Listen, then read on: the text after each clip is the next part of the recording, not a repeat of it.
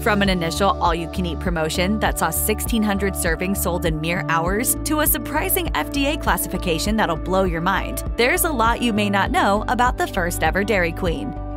The first Dairy Queen was founded less than 50 miles outside of Chicago in Joliet, Illinois, home of the Joliet Iron and Steel Works. By 1921, even before the mill had steel in its name, geographer Douglas Clay Ridgely wrote that its blast furnaces could output 2,000 tons of pig iron daily. Currently a park, the Joliet Iron Works occupies 52 acres of land, with much of its original foundation now crumbling. But back when it was thriving, the Joliet Iron and Steel Works was barely a 10-minute walk from where John Fremont McCullough, his son Alex, and their business partner Sherb Noble opened up their first location under the Dairy Queen name in 1940. In 2012, the building, which by then had become a church, was given a local historic designation. Coke, the coal derivative used in steel smelting and production, produces hydrogen sulfide as a byproduct. The colorless gas, even today, is notorious for producing a rotten egg smell in communities surrounding steel production plants. So it goes without saying that the first Dairy Queen and its sweet confections would have been a refuge from the sulfuric odors coming off the steel plant.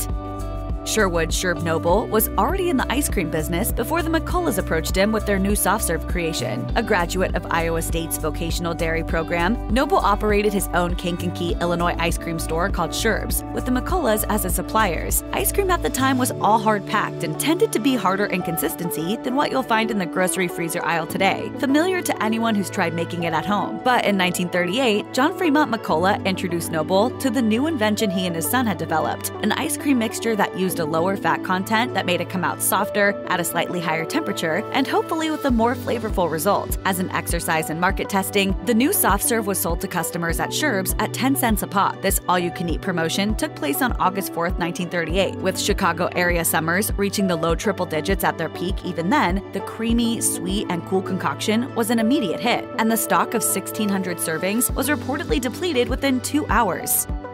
The soft serve that flew out of Sherb's in 1938 was all hand-scooped, but after the smashing success of the all-you-can-eat promotion, the McCulloughs eventually hit upon the freezer/dispenser machine they needed to stream Dairy Queen soft serve directly into the cup or cone in its famous swirl. They approached dairy machine manufacturers for help designing and producing the device they needed, but the first two companies that the McCulloughs approached rebuffed them. It was one Harry M. Olds of Hammond, Indiana, who came to the McCulloughs' rescue when they found his ad in the Chicago Tribune for his patented ice cream dispensing freezer.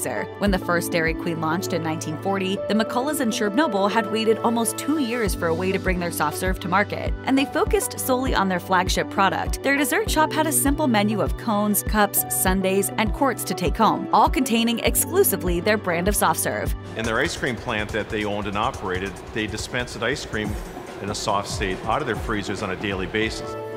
When it came time to open the first Dairy Queen in 1940, Noble found its storefront at 501 North Chicago Street in Joliet. Situated in Joliet's downtown and accessible to travelers along Route 66, Dairy Queen's birthplace was characterized by Noble himself as strictly a walk-in type store with very little parking. It wasn't long before the chain began experimenting with other ways of serving customers. The first Kankakee location opened in 1947, serving through a walk-up window. The company acquired smoothie chain Orange Julius in 1987, making hybrid DQ/Orange Julius locations common in shopping mall food courts, and franchisees were introduced to the DQ Grill and Chill in 2002, a restaurant concept and floor plan including dine-in booths, table service, and a drive-through window, emphasizing that Dairy Queen now offered entrees alongside its desserts.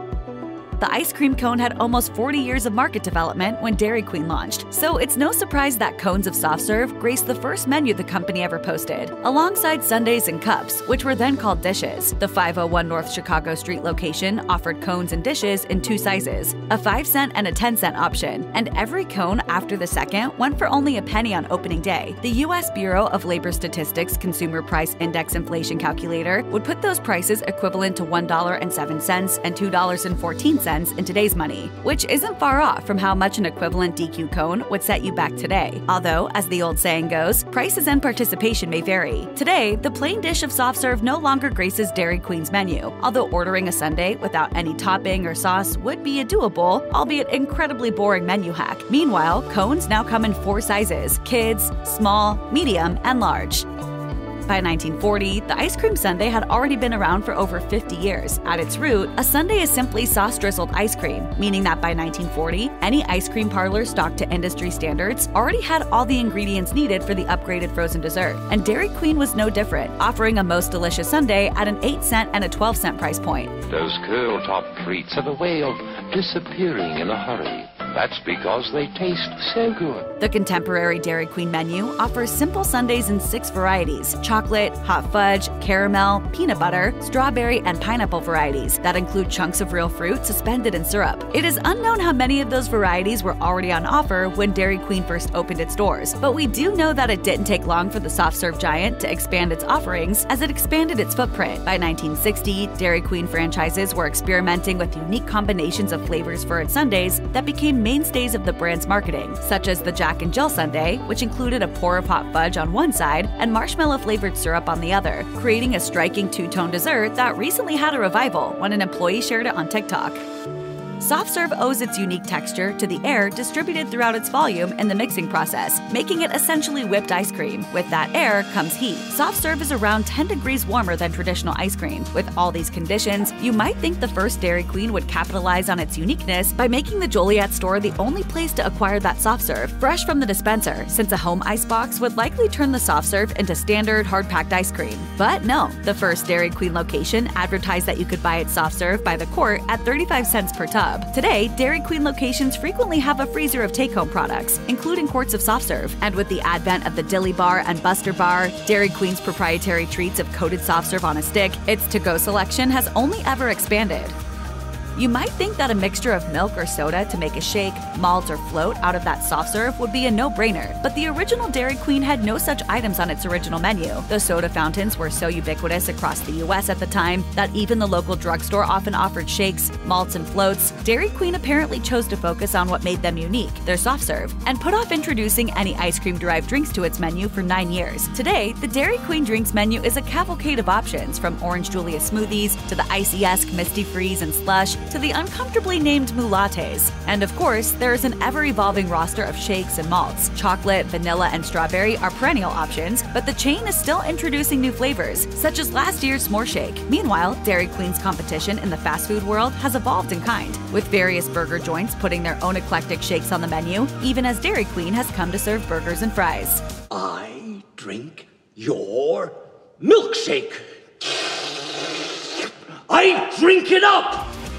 The McCullough's version of soft serve was a game changer for them. However, the invention of soft serve was less like a proverbial light bulb moment and more like a gold rush, with various ice cream purveyors across the US racing to find a way to reliably and consistently produce soft serve ice cream at scale. One of the first to successfully develop and harness the power of soft serve was Athanasios Karvelas, better known as Tom Carvel. The legend goes that the Greek immigrant was selling ice cream from a refrigerated truck in 1934 when a flat tire on a blistering Memorial Day weekend forced him to desperately sell his melting stock to minimize his losses. The semi-melted soft ice cream was a hit, and Carvel created a new recipe and a new pumping machine for an ice cream that could be kept cold but not frozen, and served with the same texture as the semi-solid ice cream that made his near disaster into a sterling success. Carvel's own soft serve empire was already expanding by the time Noble and the McCulloughs launched Dairy Queen, but his operations were exclusive to the East Coast at the time. In 1947, Carvel created his first franchise contract, 3 years after the Dairy Queen team introduced the business model. But with Carvel based in New York and Dairy Queen in the Midwest, it took a long time before the companies expanded enough to become true competitors.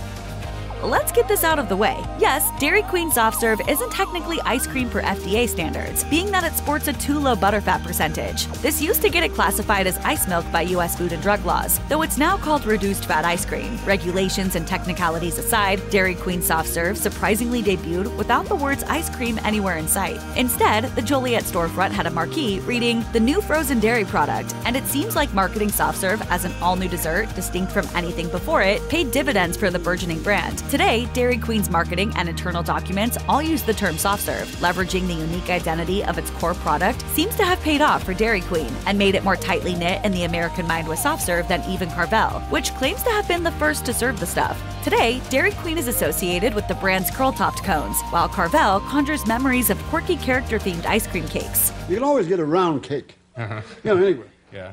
So what we do, we take a character of a cake. This was Fudgie the Whip. When the blizzard hit in 1985, executives called it the biggest thing that has happened to Dairy Queen in the last 25 years. It's hard to imagine what Dairy Queen would be like today without the thickened, topping-laden soft serve handed to you upside down. But customers at the first ever Dairy Queen would have to wait almost half a century before getting to try it. The blizzard was created by a Missouri franchisee by the name of Samuel Temperato, inspired by the concrete, a dessert served by a shop called Ted Drew's Frozen Custard. That local chain has to this day never franchised and sports only 2 locations in the St. Louis area. Even the ritual of serving the treat held upside down to demonstrate its incredible thickness came from Ted Drew's. Still, there doesn't seem to be much beef between the stores. Temperato never claimed credit for the blizzard for himself, while Ted Drew said that putting candy on ice cream was not their style. Regardless, today the blizzard is such a pillar of the Dairy Queen brand that some franchises have offered a rotating roster of almost 200 different flavors since 2009 alone.